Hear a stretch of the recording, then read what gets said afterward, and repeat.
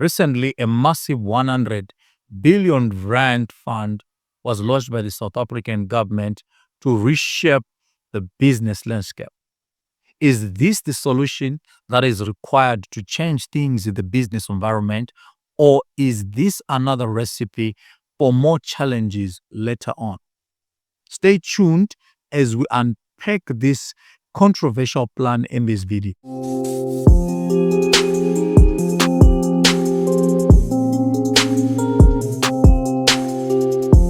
Hello, I'm Kenneth, and this is Results-Oriented Preparation. Welcome.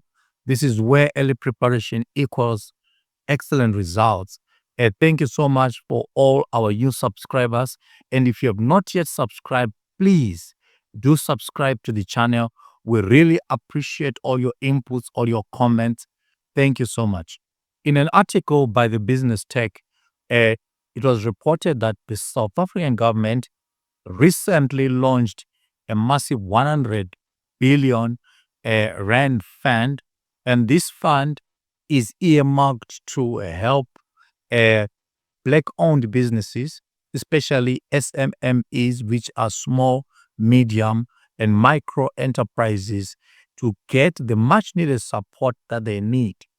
Now, you will find out that although there is such an audacious plan, this plan has already been faced by a lot of resistance from the DA, which is one of the major stakeholders in the GNU, which is the Government of National Unity. So as a result, despite this plan being launched, there are still a lot of challenges as to how it's going to be funded and so forth. So in this video, we're going to focus mainly on three things. First, the objectives of this fund. Secondly, the major resistance or the challenges in implementing this particular fund, as well as the benefits to entrepreneurs and communities in South Africa. Let's dive in. The Department of Trade, Industry and Competition stated that this fund is rooted in Section 9, subsection 2 of the Constitution of South Africa, as well as the B-BBEE Act, which is the Broad-Based Black Economic Empowerment Act. So as it stands right now, this means that this act has a lot of legal footing upon which to stand. So with such legislation in place, therefore it means that the right kind of legal framework that is needed to implement this fund is in place. So what is left then is it going to be a viable plan? Seeing that it's such an audacious plan, is it going to be viable to address what the government intends to address with this specific plan? Now, in order to understand more about this, let's quickly look at the main purpose or the objectives that have been laid down as far as this plan is concerned. The first objective is to promote economic inclusion. Now, this is going to happen in the form of financial and non-financial support that will be given to Black-owned enterprises, especially in the small, medium, and micro enterprises sector. This is to give them the right kind of support in order to see more and more participation of these businesses, especially in the current environment. So we know already that a lot of businesses are having challenges because there is insufficient support to grow and to expand. So this comes at the right time to address such issues. The second objective is to address fragmentation. Now, what this means is that the plan aims to consolidate all the gains that have been made as far as the enterprise and supplier development obligations cover. So the enterprise and supplier development has been an initiative under the broad-based Black Economic Empowerment, or BBBEE, in order to include more and more Black-owned businesses, especially local ones, in procurement. So this involves a lot of a preferential procurement, especially as far as it relates to government tenders and all the other issues, to bring into play all the small, medium, and micro enterprises into becoming more and more participative as far as this is concerned. So, to ensure that this fragmentation is addressed, this plan has been put in place to target all those areas that relates to enterprise and supplier development. The third objective is to ensure that there is a sectorial growth. Now, high impact sectors such as agriculture, tourism, manufacturing, and ICT are going to be the ones that benefit most out of this fund. Now, to make sure that this is feasible, these sectors have been identified, and these sectors are going to propel the economy forward. So these high impact sectors are very significant as far as the macroeconomic objectives of South Africa are concerned. So they will help address some of the issues that the country has been facing in recent times. The fourth objective is to enhance market access. And what the plan aims to do is to ensure that there is enough support from a technical perspective, as well as pre and post investment, to ensure that the businesses that will benefit from this fund will have the right kind of support to venture into markets where they previously faced resistance. There are a lot of markets, whether locally or abroad, especially in the areas where South Africa really wants to export to. Seeing that export promotion is one of the macroeconomic objectives of South Africa. Therefore, these enterprises that are going to benefit from this fund will get the right kind of technical support, as well as the pre and post investment support that businesses need to make sure that they venture into these markets. The fifth objective is to support industrialization, or to promote industrialization.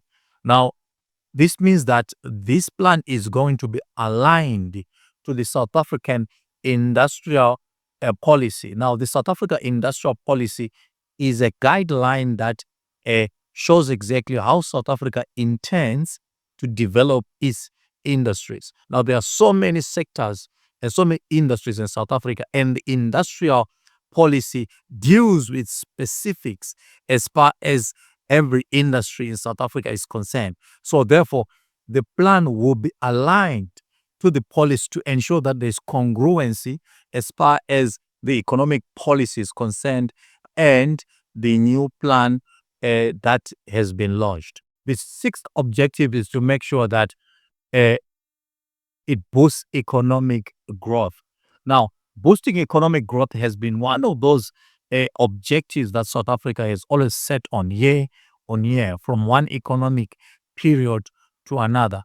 Therefore, what the plan will do is to ensure that it removes or deals directly with systemic barriers that have been there, barriers that have sort of blocked the nation to develop economically, which means to address issues that deal with industrial development, what kind of development has to be in place to make sure that there is sufficient economic growth. Now, we know that enterprise development is one of those things that has to be the backbone of economic growth in South Africa. Therefore, getting the right kind of support to enterprises will ensure that the objectives that relate to economic growth will be met. And therefore, this plan will be a driver to that particular economic growth, leading to South Africa achieving these macroeconomic objectives. And finally, number 7 is to ensure that there is BBBEE compliance.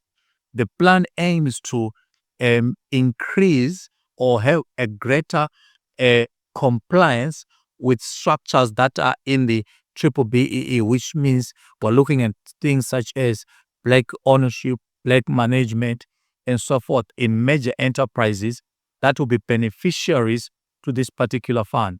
Therefore, to make sure that businesses benefit from the fund, compliance with triple BEE is one of the things that is uh, uttermost and will be considered first to ensure that this thing that has always evaded the country will then be addressed, especially now that we've got a plan and the proposed finance to drive the plan forward. Now let's focus on the challenges to implementation.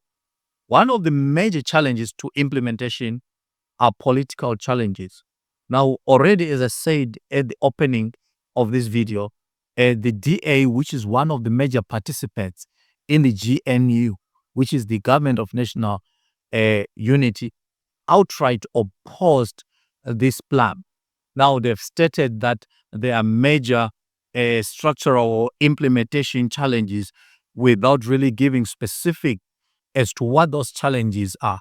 Some are saying that maybe this is a power play, but as long as there are such power plays, it means that implementation or effective implementation of such plans is going to be problematic because they need to be in agreement to make sure that there is unity and uniformity in pushing this fund forward. So with such resistance, therefore, it means that achieving the goals that have been proposed would prove to be difficult, or it would take time to realize what they proposed as the things that they want to achieve with this particular plan. The second challenge is the funding source. Now, the government aims to fund this particular plan with money that comes from private sector profits. Now, it is expected, obviously, that since the private sector itself is in the business of making money, their main objective is to make profit. Now, to surrender most of their profits or some of their profits to the government to fund this particular plan might prove to be faced with a lot of resistance and a lot of legal issues. Probably private businesses will take the government to court and so forth. And they might even start hiding some of their profits. Whether there will be legal repercussions to those businesses that are abscond to funding requirements by the government, who knows? But it will take time, and time will tell exactly what will happen as far as funding is concerned, and whether or not this fund will be funded sufficiently. It is expected that the 100 billion rand will be in place by 2029. So from now to 2029, is it possible to raise this 100 billion rand? Only time will tell. But the expectation, as I said, is that there is a lot of resistance that is going to come from the private sector. The third challenge is public consultation. Now, we know that every time the government goes into such plans, there is a lot of public involvement that is expected. Now, with such expectations, then there are bound to be a lot of disparities as to who will benefit what from which communities and so forth. So, despite the fact that public being involved is a good thing, sometimes such involvement ensures that there are delays and there are also a lot of outcries as to whether there is a partiality or impartiality as far as implementation of the plan is concerned. But there is an also bigger problem, which is number 4, which is corruption or misappropriation of funds. Now, who's going to be in charge of these funds, and how will these funds be given out or be issued out, and what accountability will be placed in the system to ensure that every rand is accounted for? Remember, money has been taken from the private sector and is supposed to drive this audacious plan forward. Now, with a corruption being a very big problem, then who is going to account, and what systems or processes or safety protocols have been put in place to ensure that this will not happen? Now, let's look at the benefits. The major benefit for Black-owned businesses, especially SMMEs, is going to be financial support. A lot of businesses in South Africa fail in the first 5 years. We know that approximately 70% of businesses fail. One of the major reasons that have been given for failure is that businesses do not have the sufficient funding that they need to grow and to expand. So therefore, scaling being one of the issues that businesses face. Because they cannot scale up, it means that they fail to compete effectively. So with this financial support, then businesses will be able to expand and to grow in order to fight the competition and win, probably backed with such a fund. The second benefit is the non-financial support. As I mentioned earlier, there is technical support that is going to be issued to entrepreneurs, as well as a pre and post investment support to ensure that the money that is issued is used properly, or to make sure that whoever is a beneficiary to the fund has the right kind of systems to benefit from what they got from the government. The third benefit is job creation. With enterprises getting this kind of funding, we've already mentioned that they're going to scale up. Now, scaling means that they will require more and more factors of production to push their business agenda and goals forward. And one of those factors of production that they will need is labor. Therefore, the fund is going to be an indirect incentive to ensure that there is job creation, and this will hit massively on the 34% general unemployment that is faced in South Africa, and the 64% youth unemployment that South Africa faces currently. The fourth one is inclusive growth, meaning that more and more businesses and more sectors, especially people from historically disadvantaged groups, will benefit from this. Again, communities are also going to benefit from this, because the fund will look at prioritizing township economies and also township-based businesses to ensure that there is growth in local townships and boosting businesses in such localities. Last but not least is economic transformation. Now, economic transformation is key to ensure that the country continues to move forward, and it's also key to ensure that the country achieve its economic objectives. This economic transformation is basically happening because the world is changing. Now, for South Africa to participate effectively in global economics, economic transformation is key. And for economic transformation to take place, there is financial support that is required.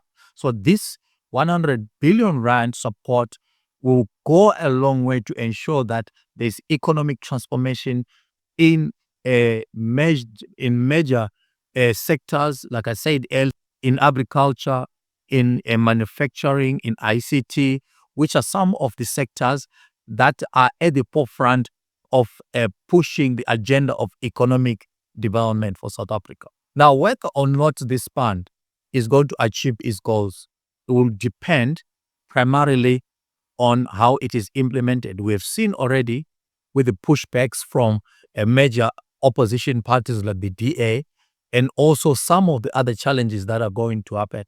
However, it seems as though that the major benefits of this fund outweigh the negatives that are out there.